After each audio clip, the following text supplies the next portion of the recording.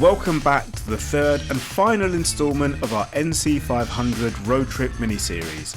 Now, if you haven't seen parts 1 and 2, then we suggest you start by going back and watching those first, because it's been an epic journey full of gorgeous scenery, unbelievable roads, white sand beaches, waterfalls, caves, castle ruins and much more. This week we're on the final stretch back to Inverness down the east coast of the Highlands, and we take a tour of a distillery that produces one of Scotland's most widely drunk but least famous whiskies, find ourselves in a magical fairy glen, defy the weather to give AD one last turn on the beach, and even try to spot some magnificent sea creatures.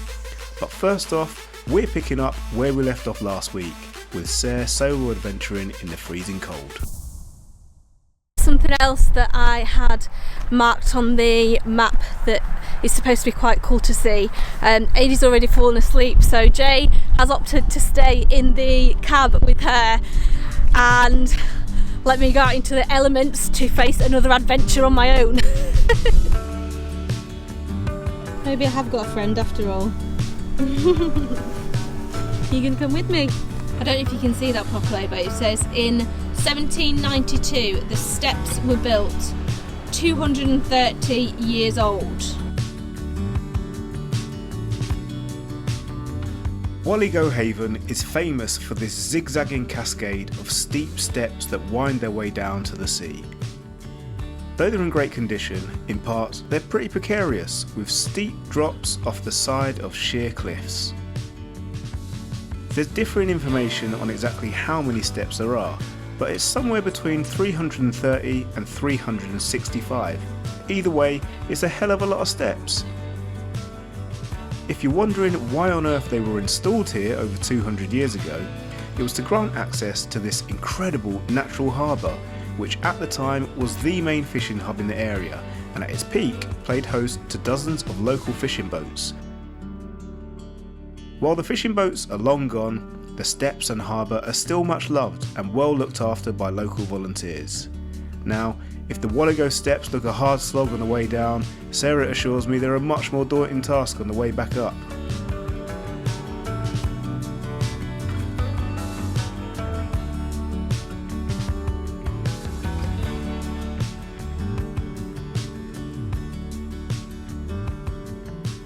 Oh my gosh, I'm definitely not cold now after climbing all those steps. What a view! It's so wild down there. Like, it's really hard to capture like the grandness of it on the camera, because it's just so powerful, like the waves and just all the rocks and stuff. I don't think it probably comes across just how big and vast that cove was, but yeah, such a good little adventure. Right, time to get back to the van because Jay has got an appointment with some whiskey.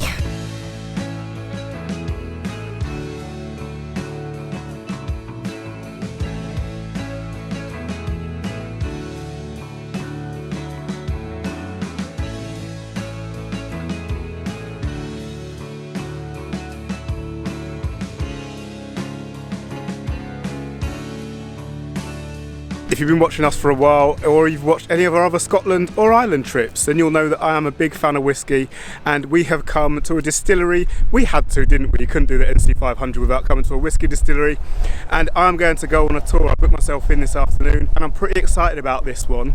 It is a distillery that I'm not actually too familiar with, not their own products anyway. However, it's one that is really well known around the world, or at least it goes into something that's very well known around the world. Now, if you're a fan of whiskey, or even have a passing knowledge of the stuff, then you're probably very familiar with this guy, the striding man who appears on every label of the bottle of the world's most widely drunk Scotch, Johnnie Walker.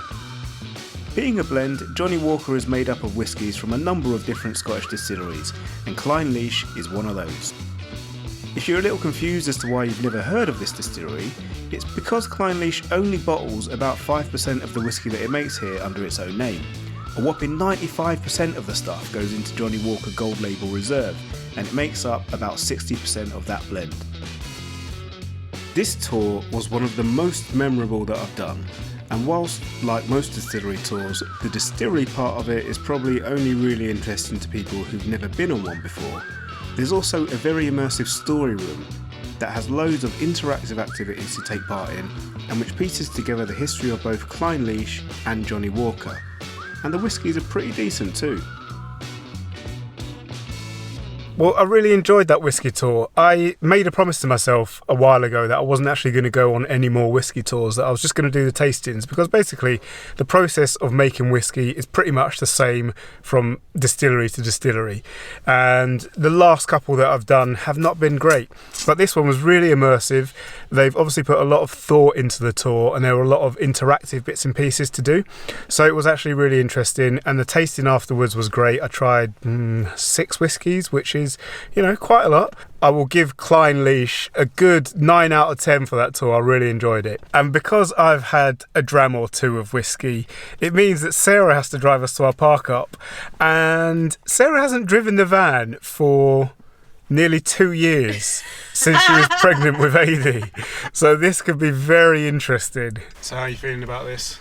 A little bit nervous actually, because it has been so long since I've driven. Like I used to, not since I've driven, sorry, I drive my mum's car all the time, and I used to drive the van all the time as well. Like we used to like split the driving like 50-50 pretty much, but it's just worked out since Adie's been here that she needs me most of the time more than Jay. So yeah, I've been in the passenger seat and Jay's been in the driving seat. It's only about a 10-minute drive, so you know there's nothing to be too worried about. We're not even going that far, but yeah, I think I'll be happy when we get there. Just remember, clutch, brake, accelerate. Oh man, it's weird not having a rear view mirror as well. I forget about that. My mum's car is also an automatic, so I've not driven a manual for a while.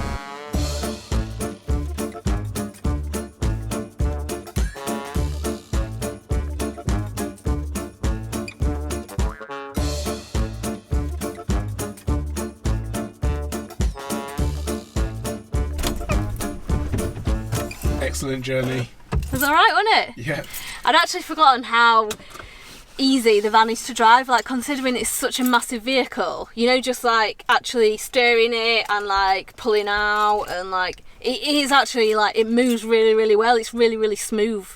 It's just the size of it, like I'm not sure how well I would do in terms of like reversing it into a parking spot, and like, you know, if there was a big vehicle coming the other way and stuff, like that's going to take some getting used to again. Well, this spot is about 5 minutes drive from the distillery, and it is absolutely awesome, right? It's amazing, isn't it? Right by the river, like all the yellow flowers, it just makes it look so colourful and amazing. And the weather's better again, like it's not as amazing as it was, but yeah, it's certainly not windy and raining anyway. It's freezing, what are you on about?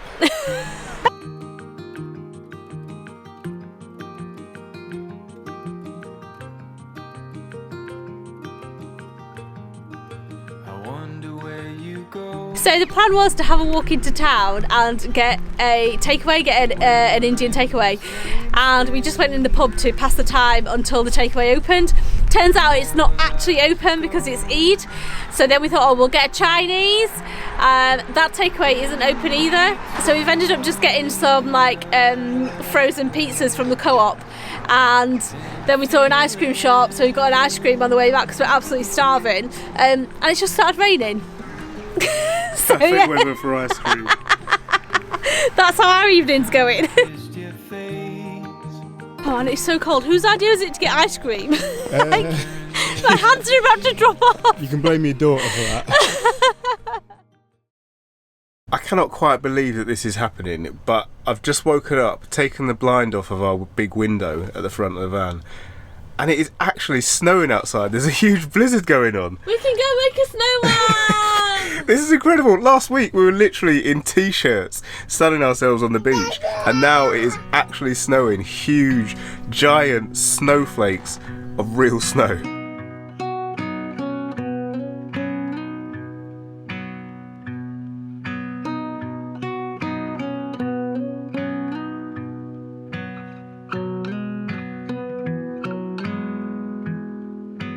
Amy, what do you think? You've got snow in your hair. What is it? Come on, quick, get back in before you freeze. Amy! Wow! Well, it only snowed for about half an hour and the weather's completely cleared up now and it's actually quite sunny. Still pretty cold though. So we have just been enjoying the morning here, just by the river. Adie's just having a little go on her bike, doing a bit of practicing, and then we are going to head off further down the coast to our next stop.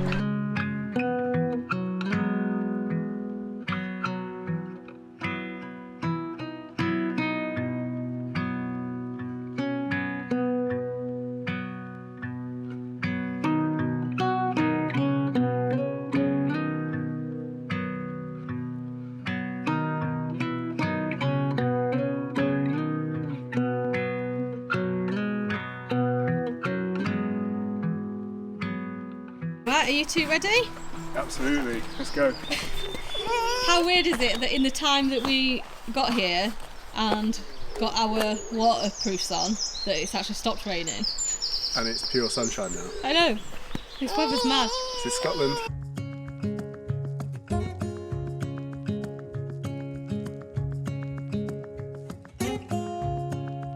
We are going on a little hike this morning then to a place called a fairy glen. There's a few of these dotted throughout the UK and we went to one in Wales a couple of years ago. And I think the thing behind them is just that basically they're a really beautiful spot in nature. They're typically like a narrow gorge, really green, like quite rocky, and there's usually some water nearby, and just a place that's quite enchanting and magical and like has a feel about it that is where fairies would hang out. All that's left is you and me. I can promise you're the only thing I see. This fairy glen is actually an RSPB site, and as a result it's home to dozens of interesting species of birds. But even if, like us, you're not already up on our feathered friends, it's well worth the walk.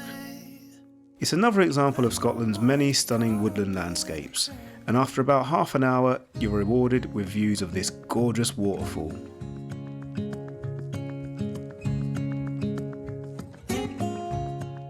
But that's not all. Head up a few steps at the side of the waterfall and you're greeted by a second stunning cascade. Time is running out of sight. A lonely wind is passing by. Tries to carry all the whispers that it finds. What do you think? Any good? Yeah, it's beautiful, it's really stunning. Actually, I was expecting the first waterfall, this one that we're stood at right now, to be more beautiful than the second one, which is the first one that we came to. But the first one that we arrived at is actually more beautiful than the second one. I know what you're going to say. It started snowing. It started pelting it down with snow, we're in a snow blizzard. This is magical. We've had every season in one day. This is Scotland for you. Absolutely amazing.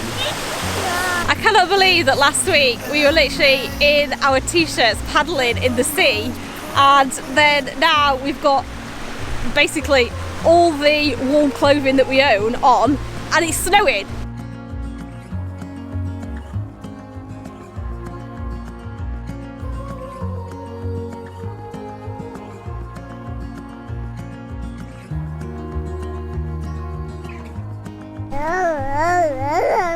Standing underneath the lights, look into each other's eyes. There's no one left but you. One of the things that Adie has most enjoyed about this trip is all of the beaches that we've been to. She's absolutely thrived on playing in the sand and making sandcastles and all of that. And because we are coming to the end of our trip, we decided that we're going to take one last beach in. We didn't realise, but it's actually literally a minute's drive from the Fairy Glen car park. Had we known, we probably wouldn't have driven, but we drove down, grabbed a bit of lunch, and we are going to head onto the beach now and have a little play. Over the course of this NC500 trip, pretty much all of the footwear that me and Sarah have been sporting, including what we're wearing on this beach, was sent to us by Extra Tough to try out. Now, after trialling them for a good few weeks, we think that they're pretty much the ultimate van shoes because they're super durable, waterproof, really comfortable, and you don't need to use your hands to put them on. Plus, they look great. If you want to nab yourself a pair, we've partnered with Extra Tough so you can get 20% off. Just use 2023 World 20 at checkout to secure your discount. More details are in the description if you're interested. Okay, we have got one final stop left then on this NC500 road trip. Fingers crossed. We'll tell you what it is when we get there.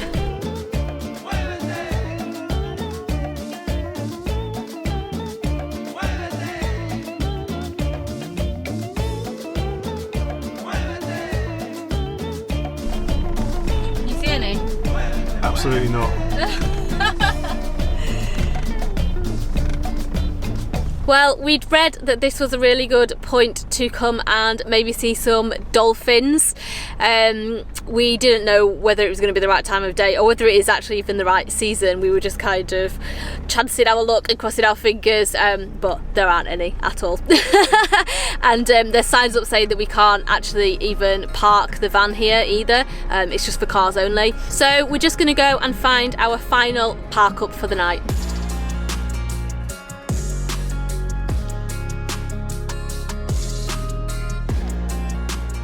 Well, what an amazing couple of weeks. It has been 500 miles, all 4 seasons of weather, some of the most epic scenery that we've ever encountered, and not a single midge in sight. It has just been a really great reminder of why we love Scotland so much.